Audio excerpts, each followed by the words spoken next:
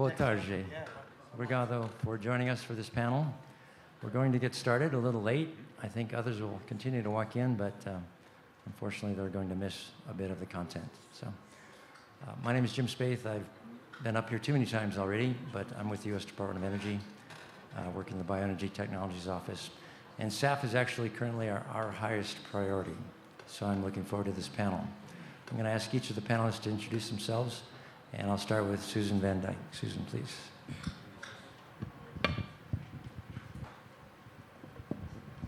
I'm Susan Van Dyke. I'm with the University of British Columbia, and I will be presenting on a SAF report that Professor Jack Sadler and myself did for IEA Bioenergy Task 39.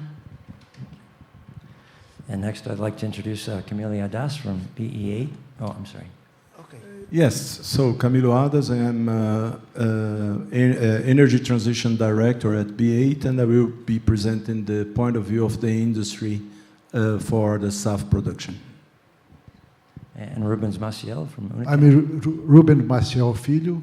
Good afternoon to everyone. I'm a full professor at State University of Campinas and work with the conversion area. And Eduardo Calderon from Gold. Thank you, Gene. First of all, it's an honor to be here. Thank you very much for the invitation. The idea is to present a little bit the vision of Go Airlines, and in the end of story, the vision of Brazilian Airlines in total here about SAF, of course. So each of the panelists here will have a presentation, and we will take questions as well, but we'll start with Susan. Please go right ahead.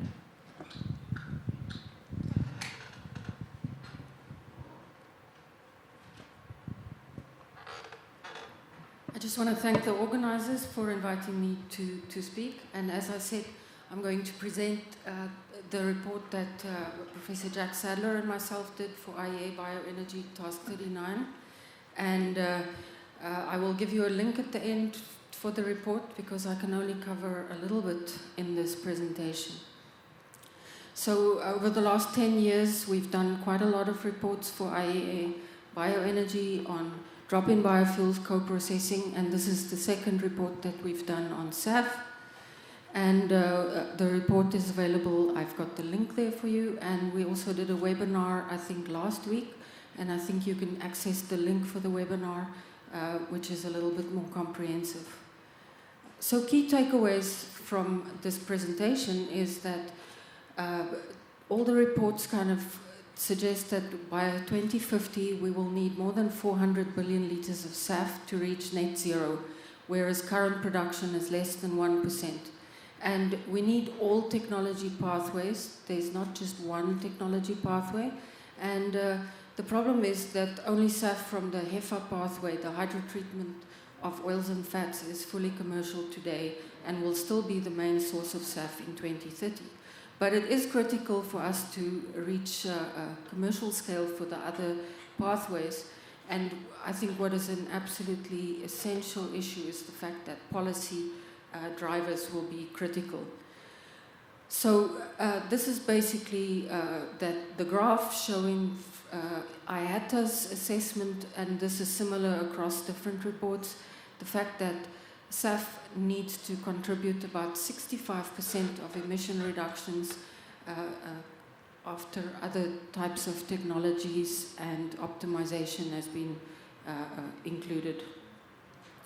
And there's so much information out there, but it's very confusing because you see a lot of stats, you see a lot of websites, and I've just taken some from ICAO.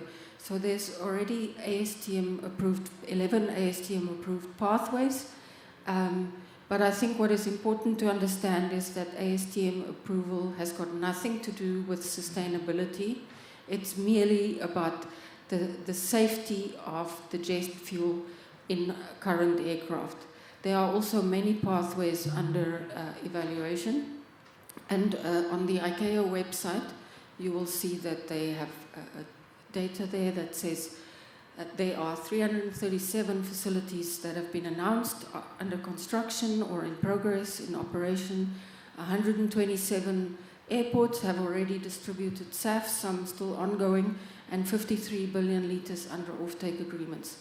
while this sounds fantastic, let me just note that the offtake agreements do not mean a contract. It simply means a potential undertaking to buy SAF, and usually it's at an equivalent price to conventional jet fuel, which means that most of it is sort of an MOU and not really substantial.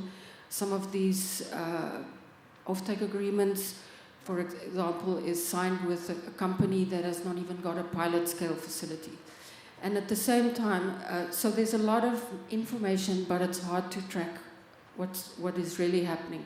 And a lot of people ask me, so which technology pathway will be next? HEFA is the only commercial pathway.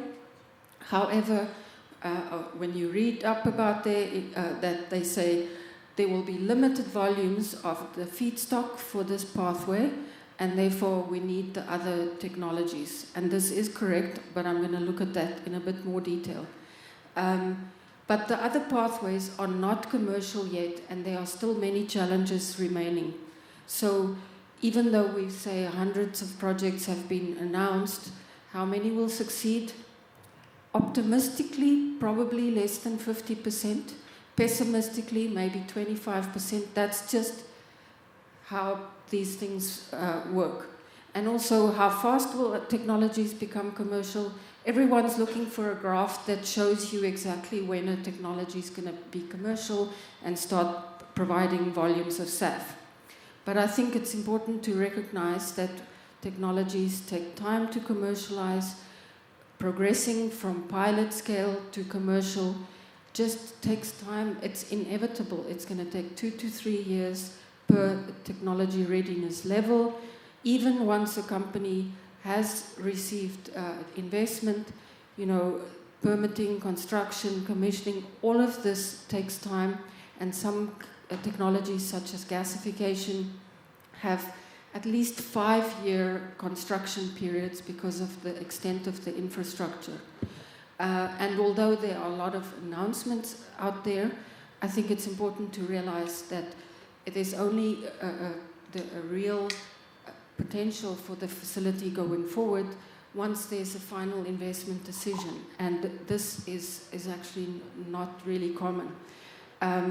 Because SAF projects based on unproven technologies represent a very high risk for investors, and it's very difficult for companies to switch there. So the danger with placing all our reliance on all these new technologies that are not commercial yet is the fact that there would be pressure to scale up too fast. So if I see a company announcing a facility that is based on a technology that's not commercial, and they're telling me they're going to be producing 200, 300, 400 million liters of SAF per year, I'm very skeptical, because I cannot see how it's possible to make that work. Skipping any of the stages, such as the demonstration scale, is just very dangerous, and there's a lot of precedent to show that this is a recipe for failure. So overall, I think, I was at a conference a few weeks ago, and basically they're saying even the 2030 targets will be extremely challenging. The technologies are not scaling up as fast as people were expecting. And I think something that is not a technology issue, but is actually a critical overlooked challenge, is the issue of feedstocks and supply chains. For example, feedstocks that have not been used before need to establish supply chains, and there's a big difference between low energy density feedstocks such as forest and agricultural residues, which have not been utilized before. So new supply chains have to be established. So while we focus on technologies, these supply chains are going to be critical, and I think Jim presented some of the work under the SAF Grand Challenge that targets some of these areas. And even in terms of downstream supply chains, the production of SAF is going to be in areas that have not been used before, so it's far away from pipelines and existing distribution networks. Another thing is, when we look at companies producing SAF, there aren't any SAF facilities. There are biofuel facilities, and SAF will be one of their products. And in most cases, you can get a low volume of SAF or a high volume of SAF, or even in the case of HEFO biorefineries, no SAF at all. There are choices. And while the SAF fraction can be increased through additional processing, this means you need more infrastructure and it costs more. For every step in addition, you will have higher cost. And what you see when people add up the volumes of SAF that we might have by 2030, they usually take the maximum SAF, and that might not be economically viable. So only when the policy drivers are there will the economics make sense. So what I've decided is, instead of looking at all the technologies, just focusing on, I would say, the next 3 opportunities to increase SAF volumes. So although we say HEFA is commercial, it's commercial for renewable diesel, not for SAF. And while there are billions and billions of liters in renewable diesel being produced, even when there was 7 billion liters capacity of renewable diesel, there was only a few tens of millions of liters of SAF being produced. So although you can produce SAF, these companies are not producing SAF. So, and I'll explain to you why that is. So the first opportunity to expand the volumes of SAF is to get existing renewable diesel facilities to divert a fraction of their production into SAF. And any company can produce at least 15% SAF. And this is the reason why I say 15% SAF. Fats and oils are uniquely suited for making diesel because the average chain length in terms of carbon length is 18, whereas jet fuel is between C8 and C16. So you can crack and produce shorter jet range molecules, but then you lose at least a 10% yield. So, and this comes at a cost. And what is really critical to understand is a refinery can choose to make only renewable diesel or renewable diesel and SAF, and they can choose whether to make a small fraction of SAF or a large fraction of SAF. So from a perspective of how do we get high SAF volumes, the first prize would be to get renewable diesel facilities to make more SAF. And because it will cost more, it means that there has to be policy that makes it more favorable to produce SAF and not just renewable diesel. And they can go to even 50% plus of their product to SAF, but as I said, you need more infrastructure, more processing, you lose yield of valuable liquid products, and therefore it only makes sense if you actually have bigger incentives for SAF than for renewable diesel. So shifting some of this is the first opportunity to expand the volumes of SAF. And a lot of people say, well, the feedstocks are limited. If we look at waste feedstocks, yes, there's only enough 30 to 40 million tons, which is enough for about 10% of SAF demand by 2050. And while we have crops, there's still this ongoing issue of what is sustainable, what isn't. And if you want to make SAF and export it to the EU, they don't allow crop-based SAF, so that limits the use of these crops. But the opportunity for emerging feedstocks, such as cover crops and perennials, can potentially be huge. These are volumes given by the World Economic Forum report. So we can expand feedstocks that are low in ILUC, such as these cover crops, and thereby actually take a technology that's fully commercial and expand the volumes based on that technology. And I think that makes the most sense to increase these feedstocks. Then the second way to make SAF is through co-processing in existing refineries because it's cheaper. Petroleum refineries already have the infrastructure, they have the expertise, and putting a small volume of bio-based feedstock in there can make SAF and at a better economics. So this, I think, would be the next way to expand SAF volumes. Unfortunately, at the moment, it's only commercial for fats and oils, so there's competition for feedstock. And the other thing I think is to realize how policies play a role here. So in the EU, all of the co-processing for SAF production is taking place in EU refineries because of the Refuel EU SAF mandate. But in the US, the co-processing cannot earn incentives under the Inflation Reduction Act. So companies in the US are not really making SAF yet, so the policy is an important driver. And then the fact that you can only put a 5% volume into your, say, hydrotreater is a limitation, and they are looking at increasing this. Then I think the third technology that I want to talk about for increasing SAF volumes, which it's on the cusp of commercial production. I think the LanzaJet Freedom Pines facility, it was affected by the hurricane, but it's expected to be making SAF pretty soon.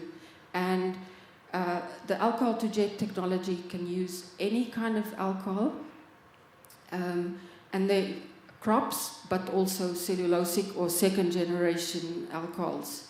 And if you look at the alcohol to jet technology, it's not technically a huge challenge.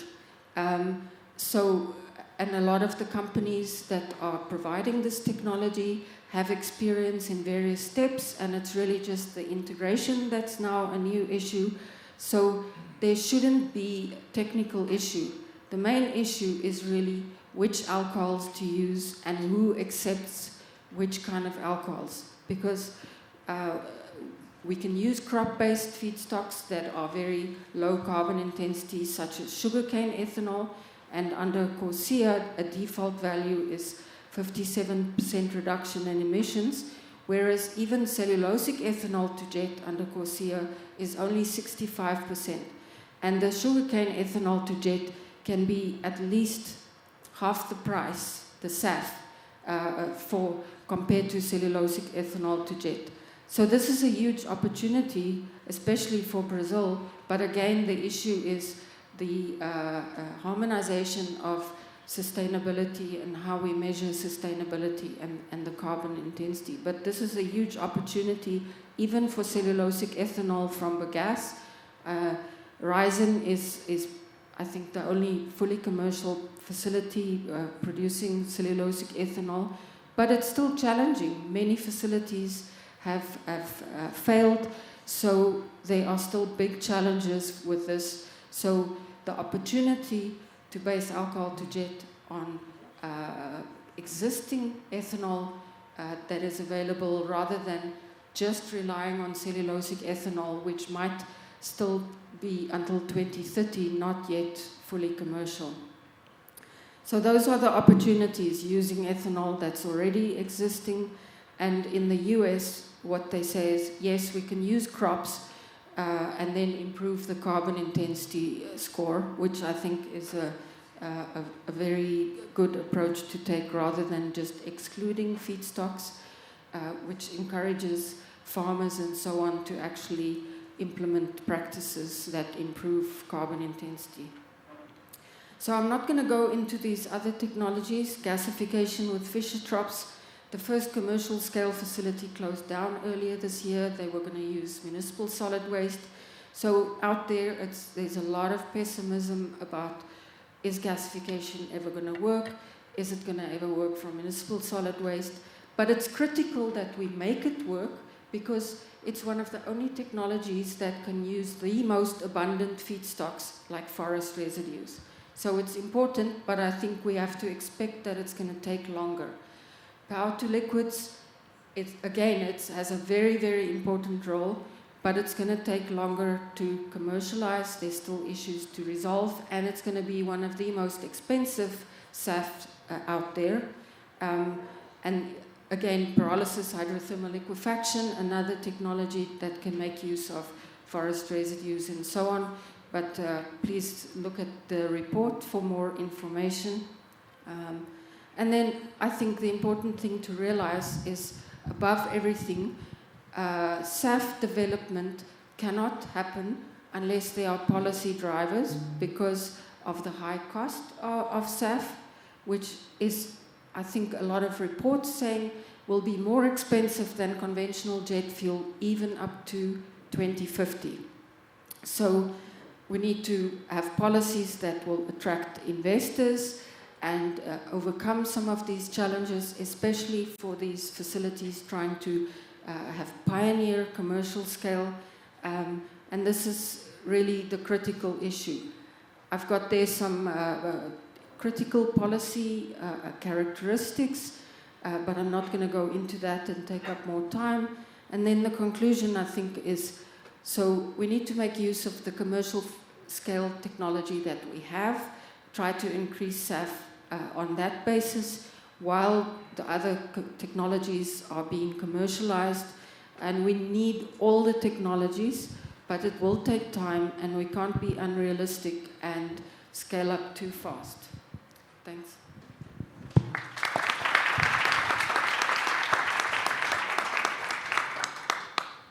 Thank you, Susan, for an excellent summary and quick introduction to so many of those challenging issues. Next, I'd like to introduce Camilo from BE8 for his presentation.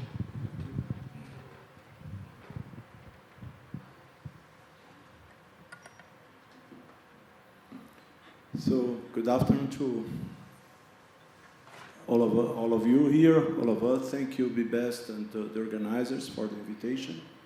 And we didn't prepare anything together, Susan, but I cannot imagine that how my presentation will fit to what she has just explained, and I will show the approach from the industry on that.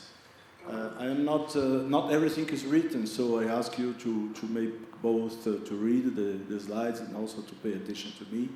I'll try to complement everything. And for starting, I would like to give you a short introduction about the B8, my company. Otherwise, you will not be able to understand the approach that I will bring. So we really are committed to the renewable fuels, and we really are committed to the planet. And although we are a company that needs money, because we are not a university or a philanthropic association, we really are committed to put the planet in most priority place, and we need that. Otherwise, we will have no market, we will have no planet to sell. Moving forward, to go straight to the point, B8 is basically, so far in the last 18 to 19 years, a biodiesel company, a company that had produced and sell biodiesel for diesel engines. But since 2023, when we became a renewable energy company, we are spreading our portfolio of projects and products exactly synchronized with our main target that is related to renewable fuels. Exactly what I said. I'm not going to read all those details. Please take care of that. Otherwise, I will not reach my argument here. We have some plants in Passo Fundo, in Rio Grande do Sul. We have our biggest plant for biodiesel, and also in Marialva, in Paraná. And here is one of the first approaches that I have to bring to you. I don't know if you have been reading all the newspapers in the last months, but Rio Grande do Sul and Porto Alegre had lived one of the worst flows in the history, and the number of the amount of money that will be necessary or is already being necessary to replace the infrastructure and prepare the city to be the same again. The airport just opened 2-3 days ago after 4 months of the climate crisis. The money we are going to spend to put things back in place, it's incredible higher than any money that we have to invest to stop the warming and the climate change. So Many people think, the trade-off is not good. I cannot change to a new technology or a new energy because it's too expensive in relation to the current one. If you have to pay the bill for the climate crisis, I believe it's going to be much worse, but not many people realize that. We are also in Paraguay, we are in Switzerland producing biodiesel. In Switzerland is from used cooked oil, a second generation feedstock. And we had many points that I will go back in my presentation that Susan had already explained it. And it's related to the feedstocks, but I'll move forward. When I am in Europe or when I am abroad, many people come to me to say, well, the fuel is going to take the food out of the place. The topic of energy security and food security is strongly discussed in many places I go. But we should understand that, for instance, to make biodiesel, you have so many co-products, and so many of them are used exactly to feed animals that are going to feed the human being, that in fact we should understand better for each region of the planet where one problem is realistic, where it's not so realistic. For instance, in Brazil, where we have the possibility to have 3 seasons of plantage, that's not a problem for food safety. And we should calibrate this analysis region by region to understand better what is the best solution for each region. And as you said, not to control what's the technological route that's going to be the solution, but which technological route in which region can contribute more for the main problem. As I said, you should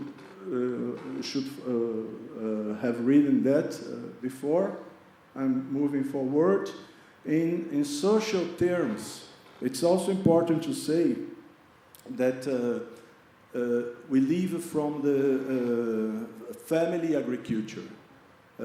Mainly in south of Brazil or southeast of Brazil, many of the feedstocks come from farms that are small farms from families, which are consolidated in a cooperative, and from that we can offer jobs for many grown people from the family, and that's also a social subject. More than that, when we talk about used cooked oil, that's the same logic. We have to gather from the small restaurants and from the small farms the used cooked oil and consolidate it. If we do so in a certifiable process with traceability, respecting all the international rules for certification, definitely we have a social, a positive social effect in this chain. Independently, if the feedstock is from a crop or from another thing, that's something that we should discuss internationally for everybody to understand. That's not only one point of view that should be considering. And here we can see that logic, I believe this laser will not be useful, but we have from the soybean or the soya meal, the animal fat, the used cooked oil, the oil extraction, the possibility to have animal protein, and we have also all the products that can be used as renewable fuels. What is important to understand here is that if we want to talk about circular economy, we have to understand the process to discuss circular economy, and the process must be discussed in a comprehensive way, otherwise we are going to discuss only a part of the topic. We definitely need to fulfill the international requirements, and these are the certifications that B8 has internationally, and you can see ESCC, you can see RFS, The process for CARB takes some years, so we are in the process to get the CARB certification, and we can ensure to you, with some other colleagues that I can see here in the audience, that comparing the different certifications process like ESCC, RenovaBio, RFS, GAG, and others, we can find points that are very similar from one to each other, but we also can find points that are not do not come close together, and that's for the industry is very complicated because the market variation, the trading asks you to sell in a specific market, but if you are not certified in that specific market, you have to prepare, and certification is a process for years, so you cannot fulfill the variation of the market and fulfill the variation of the certification. And here my message is that or we are going to talk about harmonization of process worldwide, or we are always having problem to fulfill what we need to enable the energy transition. And for that, colleagues, I would really ask, when people talk to me and come to me and say, well, there is deforestation in Brazil, there is a change of the use of the earth, people should understand it better. Deforestation in Brazil is a criminal act, and criminal act should be in the jail.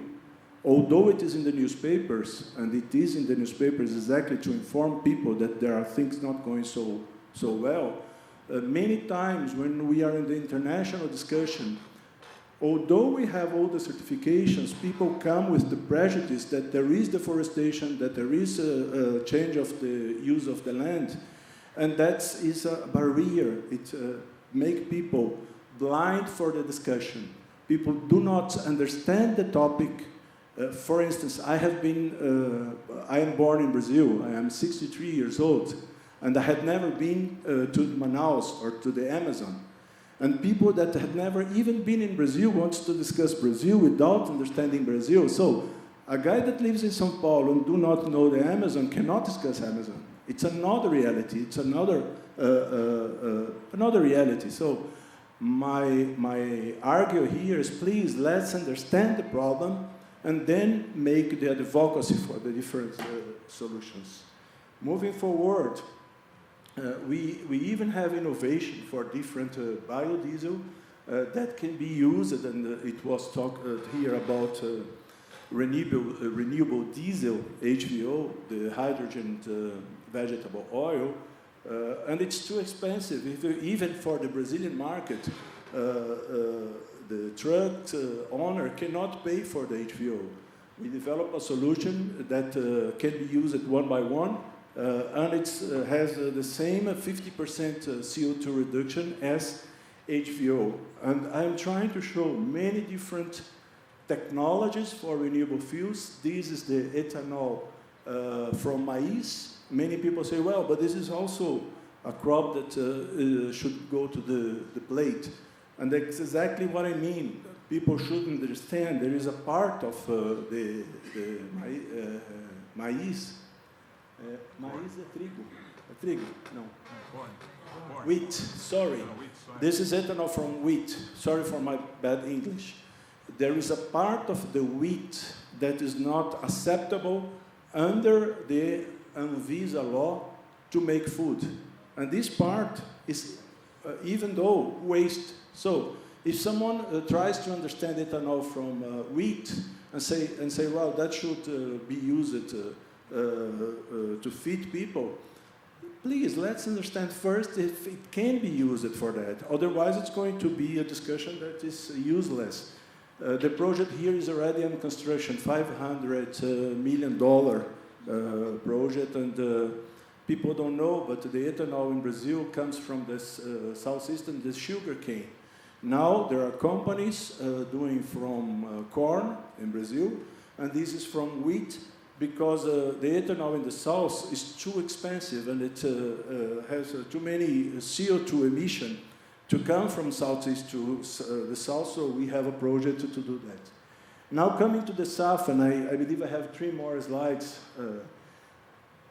The logic is very clear. When we get the numbers from IATA, and we have the numbers of how many liters we need to fulfill the targets, the numbers are very high. Is the industry able, is the industry desiring to invest to do so? Let's see the numbers from Argus in this study. And when I have prepared some comparisons from this number, in the left column, we have the planned production. And in the solid numbers in the left graphic, we have the effective construction and production. The difference is very, very big. And that comes to topics that Susan also pointed.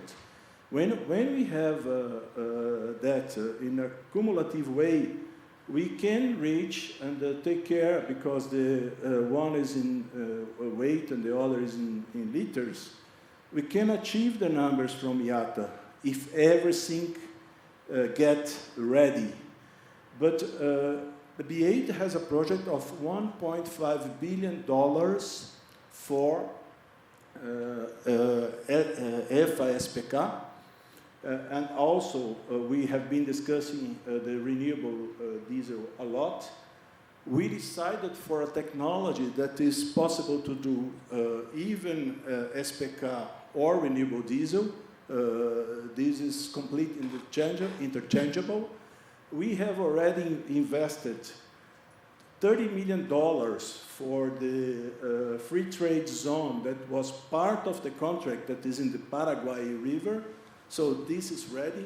But by now it's very hard to invest $1.5 billion because of the offtake.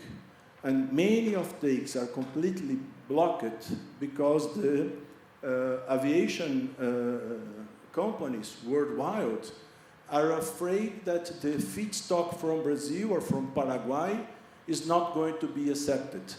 And if the feedstock like soya or other things like, that is related to crop is not accepted, it's useless to buy SPK to make SAF if it's not going to be accepted for the CO2 reduction. And this type of dilemma is stopping the market.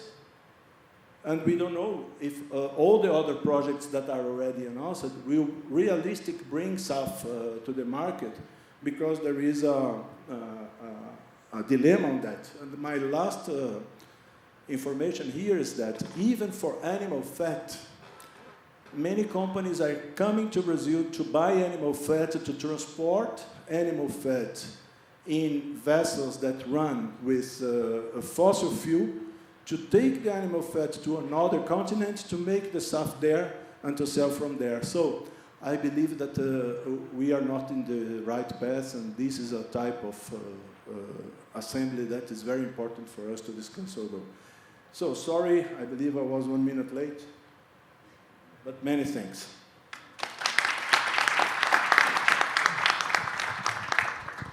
Thank you, Camilo, for that excellent overview. So next, I'd like to turn to Rubens, please.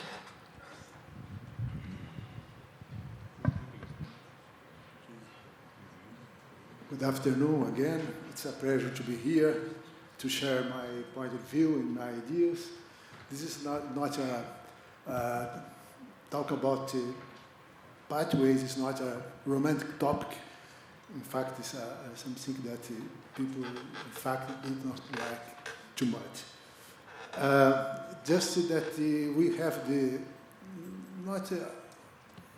we have a good motivation to go to biofuels in regard to aviation mobility.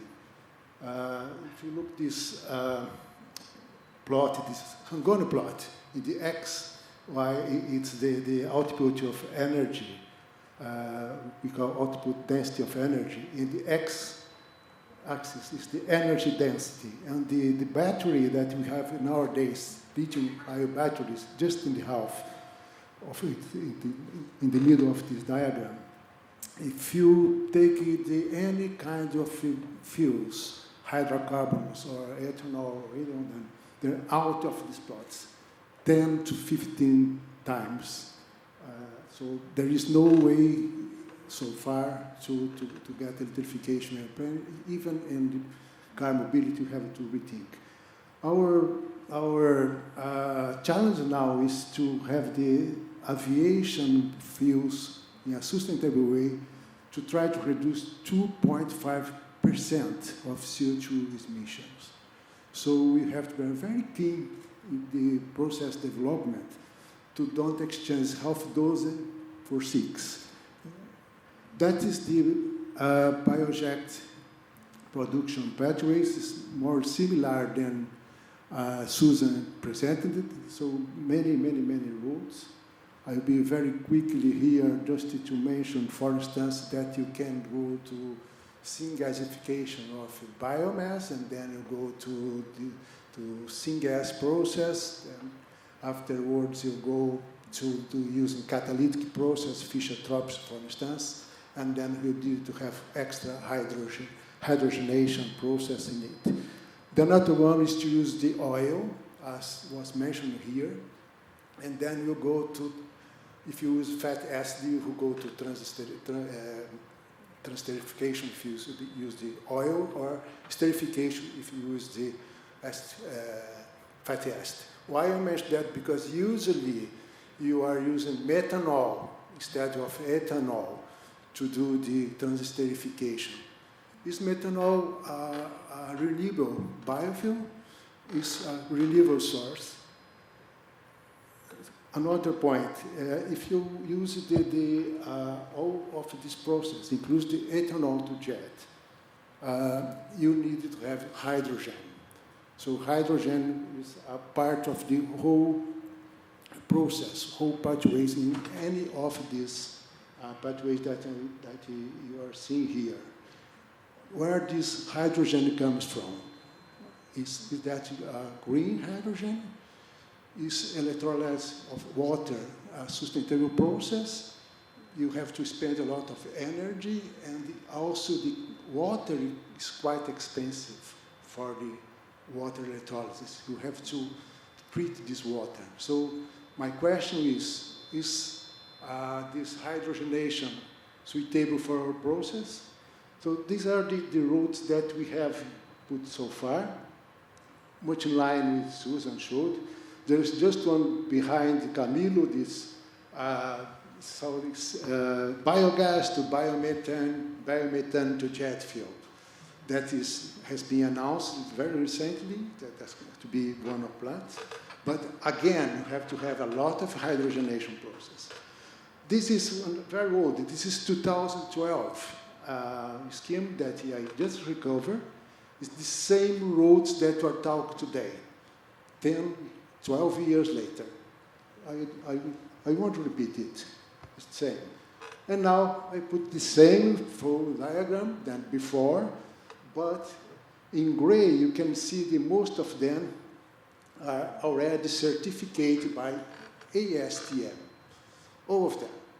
That what the point then that these processes are not commercial? Is price, lack of policy, both of cases, and again, the same question has to be made. In all of them, if you look at it, I don't think that's possible to do, but you have to believe me, the hydrogen is in several blocks of it, in all of them. Again, the same point that I mentioned before, where this hydrogen came from. And then just put one diagram here with the syngaseification of sugarcane bagasse, just in that circle there. The price of sugarcane bagasse and the syngaseification process allow us to get the minimum selling price, about $1.5 per kilogram. It's 10 times lower than the water electrolysis. It's very compatible with the fossil natural gas hydrogen. So that could be a good approach to renew the hydrogen. And then this is a process that is patented by UNICAMP, in which we react ethanol with vegetable oil, and then you have two separate processes. One of them is you go to jet fuel, is hydrocarbons. It's a patent of UNICAMP. And the right-hand side of yours is biokerosene. Which is the difference? The biokerosene is for chemical use. The jet fuel is for aviation use with the same properties than the hydrocarbons. In such a process, you don't need to use imported hydrogen. You get the hydrogen from glycerin. That's another patent that's there. Then it's supposed to be a very green or renewable process. And then we have to go to the economic analysis of such process. That is what's going on now. So alcohol to jet pathway, that appears to be quite interesting, as Susan mentioned. If you look there from alcohol, you get SAF, gasoline, and diesel. It's not bad to have the three because you can play with the prices of them and then to have more flexibility in the market. So the alcohol, you have to dehydration. Dehydration you may have ethene. Ethene is quite interesting. And then you have to oligomerization. Then olefins, hydrogenation, again, paraffins, and fractionation. Okay, so that's the general pathway. And that's what you are proposing now here, using the same pathway, but split in two. Why split in two? Because the right-hand side is butane, so you see olefin oligomerization of butenes. After you reduce the ethanol with the zeolite in covered zinc, then you have butenes. And the other side, left-hand side, you have isobutane and propane. Why? That two products in the left-hand side, they are quite well accepted in the market and make your process to be suitable to play with the price of jet fuel.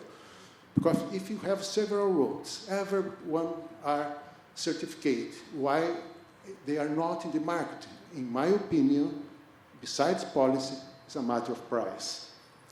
And then, if that's for jet fuel, you go to butane-rich mixture, then you have several possibilities to go straight away to jet fuel or green gasoline or green diesel or renewable diesel. Again, it's a good point. And I put some catalyst here. I know that nobody is interested in that, but it makes impact on the capex of the kind of reactor that you have to use to be able to transform ethanol to jet. And then finally, some kind of oligomerization process with that catalyst that I show you that makes a lot of difference in conventional ethanol to jet because it makes you to use less energy in distillation. Again, I remember the first slide. It was just wanted to reduce 2.5% of the carbon emitted by aviation. If you're not care about the pathways and the feedstock that you are using, I'm quite sure that not going to reach this 2%. So I did some economic evaluation, technical economic assessment with the ethanol to jet, just to have an idea, using two scenarios, one 250 million liters per year, and another one 4 times this value. And then I will explore just one scenario, because the second one could be quite similar. If you have a look on this blue and green, it's more than 60% of the value, or the total value. They are bioconversion process and the feedstock processing. These are already in the first generation ethanol plants. So, and together with I mentioned that you can get hydrogen from sugarcane bagasse, you have a good opportunity to have a quite suitable process. This is CAPEX, and that's the OPEX. Then again, the strong influence of feedstock, and in this case, catalyst and enzymes, it's catalyst pathway to get the value. And then That's the value, the minimum selling price value that we have to ethanol to jet to 250 million of liters. And the same thing for 4 times capacity. I jump here, and then you can see that the minimum selling price goes up to 0.99 US dollar per liter. The scaling factor makes a lot of difference here, taking around 25% lower value in the liter of the ethanol. I did some tornado chart to see it's much better than a weather forecast. It's an economical forecast. And then I have an idea how much could be the effect of the capex and the opex. The opex is the largest effect. So what this means, to me at least, if you could integrate the SAF production in first generation ethanol plant, you have a lot of a possibility to have a successful approach. For the price, it appears to be quite interesting. And the question that I would like to leave here is how much energy, how many megajoules you expend for megajoules of the desired product? Are we exchanging half a dozen for 6 or half a dozen for 4? How much energy you are spending? Who is going to pay this bill if you are not doing properly? Susan was right. There is a lot of advance in ethanol to jet, but there is some trick in the use of this catalyst that I took 2 points there, because you reduce a lot the distillation costs. Distillation cost is utility. Utility means that you save energy, you save energy, save sugarcane bagasse. Saving sugarcane bagasse, you have capacity to produce more hydrogen inside. I'm not talking about any fossil fuels inside this production chain, either for the hydrogenation, either for the production of transesterification. So scale factor has a significant influence on minimum selling price, and many pathways are possible, and I invite you to make the life cycle analysis to gravy to cradle, to be really aware how far we are of a sustainable aviation fuels. That's my contribution.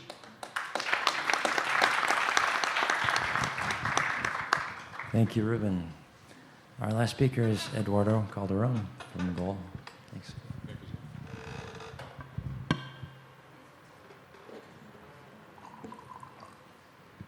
Okay, well, thank you very much for the invitation, first of all. I think it's a very good opportunity to have the point of view airline here, because most of the people that are here in general is academia, it's producers, it's technical guys. So I bring us a little bit the position of considering what are the companies afraid of. No, that's in the end of the day is cost and availability. Okay, but I bring just one slide just to leave some time for us to discuss a little bit after the presentation. Okay, so what is the beginning here? Well, first of all, I represent Go. Go is a line company in Brazil. We have 1/3 of the market, and we transport a little and around 240,000. Sorry.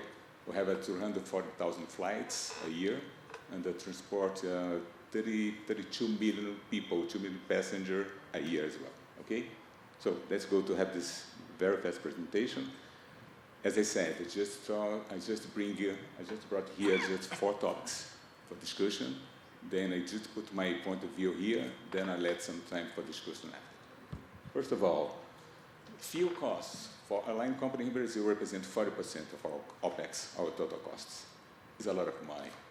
So in the end of the day, that's the reason because I began my speech here talking about costs, because that's the most important thing for the airline companies, actually. Okay, you're talking about a lot about SAF here, but it represents 40% of our costs. In the industry, that is really complicated here. So have lots of tax, have lots of problems here in Brazil. So to have additional costs in something that already represents 40% of costs, we have to check that's really complicated. Okay, so that's the main the main worry, the thing that's more important for us here now in the discussion about SAF here in Brazil is the cost. Okay. Second, Brazil is not Europe. What I mean, in Europe you have lots of another possibility of transportation of passengers. You don't have this availability in Brazil. It's a very big country. It's a continental country. It's the 50th country in the world in terms of size. And the airlines and the aviation industry here is really important. The transportation by air is really important because I have 4 hours, 5 hours distance air travel in the country. Okay, so the importation of the aviation here is really huge. So that's something. That's the reason because I began talking about the costs because you have to continue making this aviation industry here in this country feasible, and to have something that will cost 2-3 times more. How is the SAF today? It's not in the plans of some company that operate here in Brazil to continue to fly in this country. So I think there are other countries that have the same problem here in the world. No, again, Europe is different. United States have the same problem, but the United States is treated another way, not with mandates. So it's something that we have to consider in the beginning of the discussion about regulation of the mandate here in Brazil, something that you do, okay? I think countries like Brazil, countries like India, countries like China that have this enormous space, have to consider the costs, the incremental costs that you have in the cost of the company, in the end of the day, in the passenger tickets as well, okay? Third topic that I'd like to discuss with you guys, you have time after the panel here, that's advantage of Brazilian feedstock. I have lots of people that's talking about here, we believe in it. I think the first generation ethanol makes entire sense. As the people from UNICAMP present in the morning here, we have a history with ethanol here in Brazil, with biofuels in general, but ethanol is since 1970s, so I have a lot of experience regarding it here. So I think you can do a very cheap product here to make it feasible to use of the SAF, not just in Brazil, in the world as well, okay? So first generation ethanol, macaúba, soybean, so everything is feasible. We are absolutely agnostic regarding the pathway, regarding the feedstock. We want the best feedstock and the cheaper one. Consider, of course, the carbon intensity, ILUC, etc., everything. But consider right discussion, not the discussion that you are facing now. This is our point of view, okay? Fourth one is how important is the petroleum refineries for the energy transition? I mean, the co-processed SAF. I think the beginning of the history here in Brazil, at least, you will not have enough SAF in the beginning, even because the project last at least, 2 years, 4 years, and we're in 2025 now, so we'll begin our mandate in 2027. So I think Petrobras and Maciel, the refineries that we have in Brazil, you have a very important position to begin the supply of the SAF here in Brazil, so we can have another possibility in the near future, okay? But at least the beginning, the co-processed SAF, I think will be a reality, and I think will be very important for this transition. And that's the last one, not less important, I don't know if everyone can see, that's the booking claim. I don't know if you have been talking about it before here, but something that you still believe. Go has did the first pilot project of booking claim here in Latin America, very well succeeds, and I think that is a very good solution for the decrease of costs. It's not just decreasing of cost of the products, but even for decreasing the amount of CO2 that you launch in the atmosphere. As Camilo said before, it doesn't make any sense to have a raw material, have ethanol, have SAF going from here for another country. No, you can do it here, use it here, because you begin just 1-2% in the beginning of 2027, 2028, and then you can mix 10%, 12%, and they use the difference as the attribute, the sustainability attribute in another country. I think booking claim makes entire sense. Of course, have to be more study and to have all the tools necessary to avoid double count, etc. But we think that's really a very good solution. Okay, that's the presentation. Very fast, as I said. I save time here to have more discussion between us now. Okay, thank you very much. Thank you very much.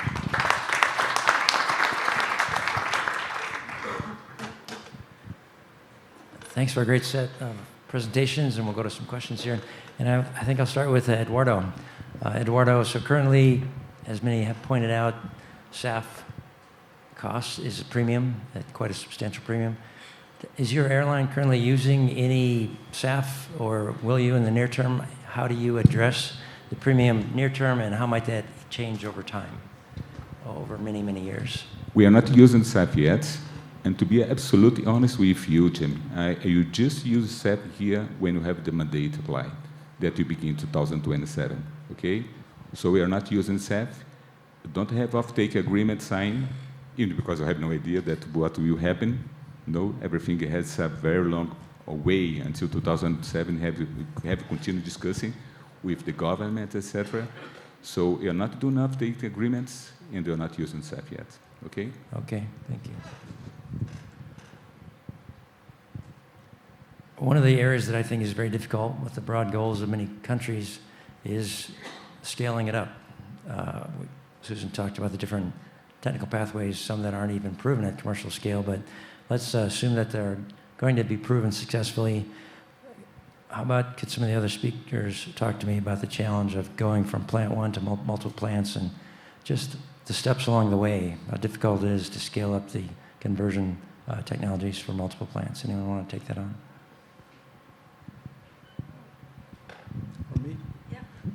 Well, I believe that we first must have the clear rules all over the world, all over the places where there are the possibility to produce.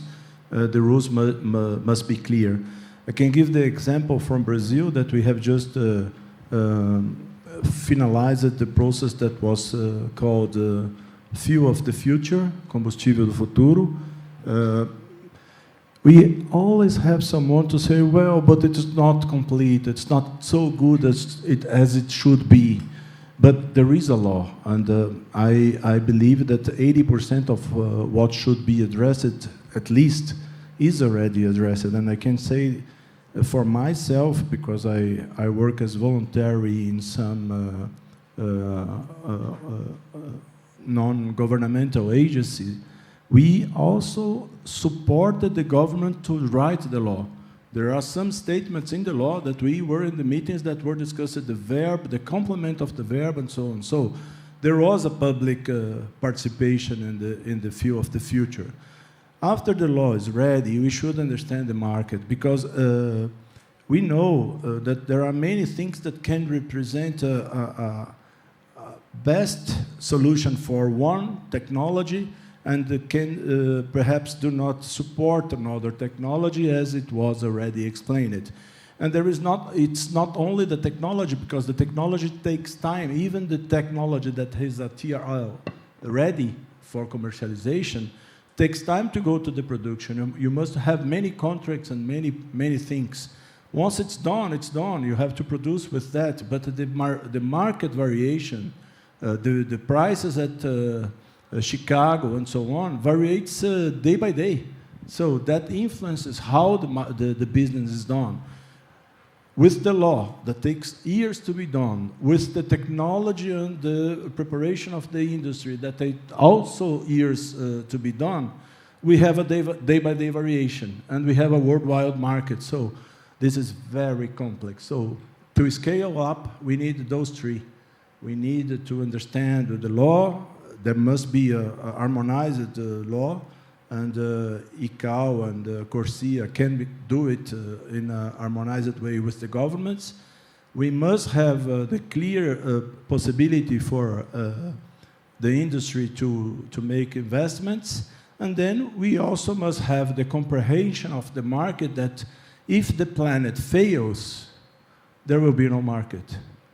So we are fighting for the day-by-day market, forgetting that perhaps in 5-10 years there is no market anymore. So it can be crazy. I don't know if I answered your question. That was very But helpful. it's very hard to insightful, answer it. Yes. Anybody else want to add to that question? Well, what you have seen is that in the last 12 years, there is no new pathways that has been proposed in the evaluation that we did. In this time, you have the certification by ISTM. That's quite important. And now the point is the cost, not the price. If you have the minimum selling price that business is good for the manufacturer, it's going to be something that the market comes to the market. The point is we have to have a learning curve as we have with ethanol. We started with ethanol for a mandatory problem. We have no oil in that time, 46 years ago. And then we decreased the production cost by 1/3 of it. And if you don't start now with the processor there, I show 65% of the operating costs and the capex as well are already established in the first generation ethanol plant. That's running well without any fossil fuels, and the delivery energy can be transformed to hydrogen. I don't think that we'd have a very big problem unless you don't want to start. If you don't want to start, you're never going to start. So we have to have a learning curve to decrease the price. If the price is not going to decrease, it's not to go to the market. 40% of the cost is the fuel. And as Susan mentioned, less than 1% is nowadays available for people to travel. Susan, do you want to add to that topic? No. Okay, all right. Thanks. We're going to take questions from you all in just a moment. One of the big challenges in these early days of the technology is not developed, it's not mature, the costs have not been driven down, is financing these early plants. Do you all have a vision of how some of these early plants may get financed? Any interest in taking that on? The couple of conferences that I've been going to over the last year or so, I speak to investors, and for example, the failure of the Fulcrum bioenergy facility basically has sort of scared off investors, and they're just kind of standing back and saying, we're going to wait until the first one is working before we are going to start putting our money in. So it depends, I think, on the technology. There's definitely more of an inclination to invest in alcohol to jet because there's a much lower capex and so on, so it's more achievable, because with the gasification, I mean, you're going to put in anything from $1 to $3, $4 billion. So it's a huge investment, and 6-7 years before you start making money. So, yeah. So speaking of Fulcrum, I'm aware, and Susan, I'm sure you're aware, that there are some developers in the U.S. that are trying to finance, as you just mentioned, $2 to $4 billion plants on technologies that are similar to Fulcrum's gasification. And they've never built a plant before, but they're saying that these technologies are proven, and they're just going to go out and build a plant with these proven technologies. Do you have an opinion on that? well, I've spoken to people who said to me, and these are like consultants in the SAF area, saying, well, all of this has worked before. Well, the Fischer-Tropsch has worked, but that was based on natural gas or coal, and it was never cheap. The gasification has been used before, but more for production of heat and power. So the quality of the syngas that you need and the specific challenges of the feedstock is completely underestimated. And, you know, the problem with something like Fulcrum and the failure is that there's no communication, nobody really knows. So companies phone me and they say, do you know anything about it? Because we wanted to invest in the same gasification technology, and now we're not sure what was really the problem. Is it the wrong gasifier? And so on.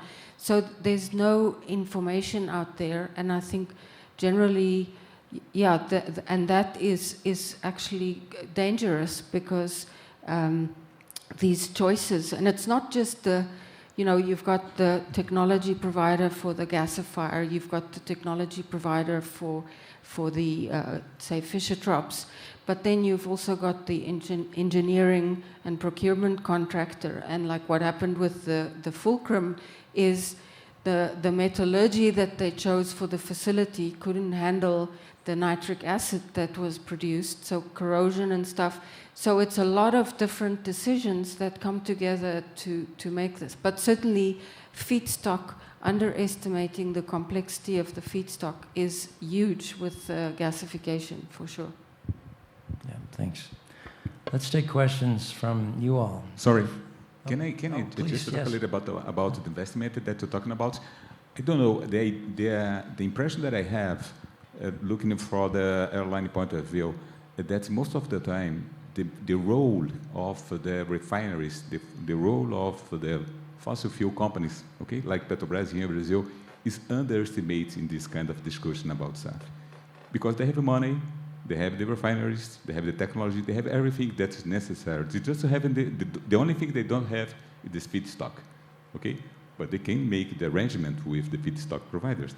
So I don't know why Petrobras, Maciel is beginning to do it here in Brazil, for example, no? And the Petrobras here in Brazil, Ecopetrol in Colombia, etc., all of them probably is interested to have the discussion. They already have the discussion internally. We know it because we have discussed with them sometimes. But most of the time we have this kind of discussion here in a big group like this one. This kind of companies are not invited to put this point of view. And they have everything that is necessary to begin to help in this transition. Even because in sometimes, I don't know how, I don't know when, 20 years from now, 30 years, but sometimes they have to begin to reinvent themselves because it not be continuous producing fossil fuels. So why not now? No, it's something to just to think about. I want to bring up a topic that I believe it's going to be very important for this audience. For financing, even governments are bringing more than enough money to the market. I will give here an example, and I must mention it to make it a little bit concrete. The bid process H2 Global that was launched in Europe from Germany. It is a process that the bank would buy e-fuels, and they will have a buffer to make the synchronization with the market price. You produce e-fuels, you sell through the bank, and if the fossil fuel market price is much better for the market, the difference is paid by this buffer. And this specific bid was planned for 3 waves. And the third wave was ESAF, was e-fuel. And the first one, I don't remember if it was ammonia, green ammonia, I don't remember, but it's not important in my argument. The fact is that after the first and the second wave, the third wave did not happen. And they realized that by fixing that technology and fixing the technology that was Fischer-Tropsch, that you have to get the hydrogen and the carbon and put a lot of energy, it's not a matter that there was not money in the buffer. The problem is that there was no industry offering projects to be financed by that buffer. Because even the industry realized that according to the rules, the time to market and everything else, the accounting could not be feasible. So my message is that if there is money, why we are not moving faster through the energy transition? I believe that is also because once we have one technology and we agree, we believe that our technology is better, we get a little bit passionate for the technology. And we understand that the only pathway to make the energy transition is the technology that I believe, that we believe. And if we keep so, we don't get the focus. The focus is energy transition, is carbon reduction, and so on. So why is there money from financing system that is not being used as fast as possible? That's, for me, the main question that we should make reflections about. Thank you, very interesting. So I'd like to turn to the audience for questions and or brief comments. Also, Camilo just mentioned an interesting thing going on in Europe, and I've heard, but only anecdotally, about a number of e-fuels projects being canceled over there, and I don't have any really insight into that. If anyone has the European perspective and would like to offer some insight on that, it'd be interesting to add to this conversation. Any questions? Anybody of your own or comments for this group? Come on, Jack, I know you've got a question.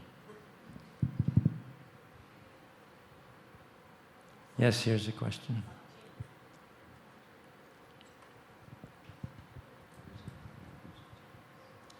Hello, Marcelo Moreira, Agroecon Brazil. A general question for so many people working on SAF.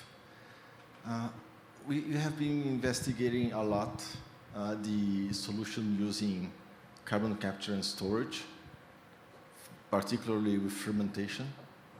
And we end up having, if you use the right feedstock, a very low carbon intensity. And also soil carbon accumulation. How is this? How could this contribute to the decarbonization of the SAF market? And what about the borders?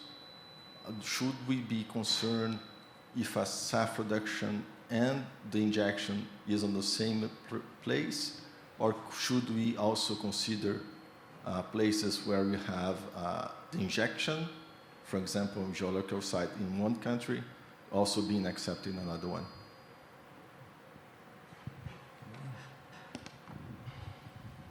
Well, that's a good question, Marcelo. We have shown that you use carbon capture from the CO2 from fermentation. You have about 8 to 10% negative value in CO in carbon footprint. So you have some range to make process wrongly in the SAF to be able to accommodate this range. So that's a good idea to capture CO2. It's becomes negative in carbon, the ethanol production. And again, if you do that and you have all the fuels that you need that are renewable, like the hydrogen from the sugarcane bagasse for the syngas gasification, but not for the same purpose that Fischer Tropsch, just to obtain hydrogen. I believe that this, together with the half a process, with using ethanol as transesterification of the oil or esterification of the fatty acid, could be two routes, two pathways that you could invest more to have this learning curve with the process. I'm not talking about co-processing, that I think is a good idea, but it depends on the arrangement with the refineries. Just to comment on the question, I think definitely we need all the technologies to work. The syngas fermentation, I mean, that's what LanzaTech is commercializing, but you know, they play their cards really close to the chest, and nobody really knows, has any data about it or yields. And with any of these biological processes, those are critical issues to evaluate the feasibility and the economics. And there was a company in the US actually that looked at gas fermentation, but there are challenges such as I think they had hydrogen cyanide forming that killed off all their bacteria and stuff. So again, the feedstock has challenges, but we don't know enough about it to really be able to even assess the economics or anything. Other questions? Here we have a question.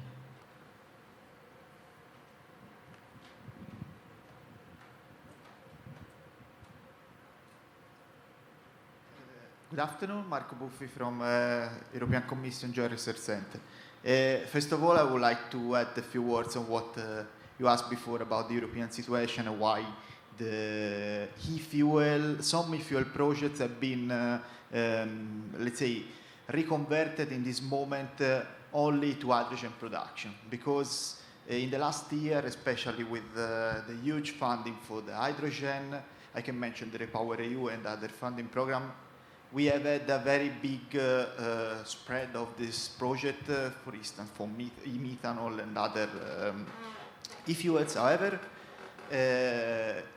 going to see what could happen in the short term, we didn't have the infrastructure around to use these fuels and to have a ready market uptake. So the current trend now is from one side to the European Commission to launch a new program that is named the Net Zero Industry Act that is going to support the last stage of the technology building from hydrogen to renofobio, that are named renofobio in Europe, meaning renewable fuel not biological origin, for instance, methanol, ammonia, and others. And the trend now is to try to save the project just for hydrogen supply, which could have a more ready market uptake than the final e-fuels. And we expect that many projects can survive, let's say, in the coming years. And this is the first part. The second part I wanted to provide something more about your discussion, but thank you because I think you already evaluated the whole picture on the SAF status today. But in Europe, for instance, another opportunity that is growing could be the use of biomass that could come from the marginal lands. But I mean the severely degraded land, because here in Brazil, I think you don't have, fortunately, the situation that we have in the Mediterranean areas regard the soil that is going to desertification, because the soil organic carbon is strongly reducing its content, and our legislation that especially I can mentioning the Renewable Energy Directive, the Annex 9, that is the list of feedstock that are eligible to produce advanced biofuel, still opens to the use of crops from severely degraded land, independently if they are for food and feed. So to have the low ILUC certification, we should try to find solutions in terms of the agriculture that are cropping system that could survive in this extreme condition, or at least to try to restore the soil in some way to cultivate, especially to avoid this desertification problem. For instance, the use of innovative cropping system, the use of bioshare into the soil that could retain water, and many other solutions. So I think also looking to the bioeconomy and the multiple outputs that the agriculture can deliver, we should see also to this opportunity, because it could bring many benefits and many incentives that are coming from other initiatives that started. For instance, in Europe we have the EU Biodiversity Initiative, the Carbon Removal Initiative, so using carbon credit from the soil recovered and so on. So I think this is at least an opportunity for many countries in the world for the effect of climate change. Thank you. Thank you, Marco. Well, we are... May I make a first comment on that? I really appreciate, and if it succeeds, it would be very important to show to the world and exchange that knowledge, because nowadays we also have many degraded areas in Brazil that we could and we can and we will plant. But there is no criteria for that. If the crop is a feedstock that can be eaten, there isn't a criteria. Let's say if it was feed, if it grow in a degraded land, then it can be accepted.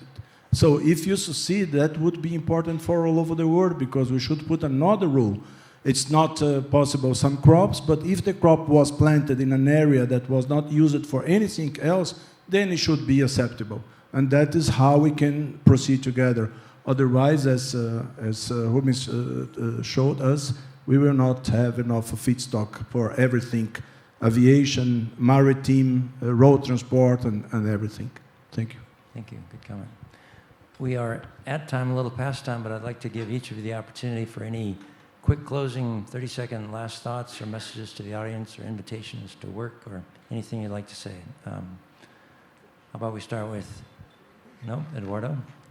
No, just to say and again that thank you very much for the invitation. And the only thing that I'd like to do, everything that's involved with the substitution, is to just to have the view of the airlines. That in the end of the day, that will be a fact with this increase of cost that for us will be really important. Okay, just something that you have to think about all the time.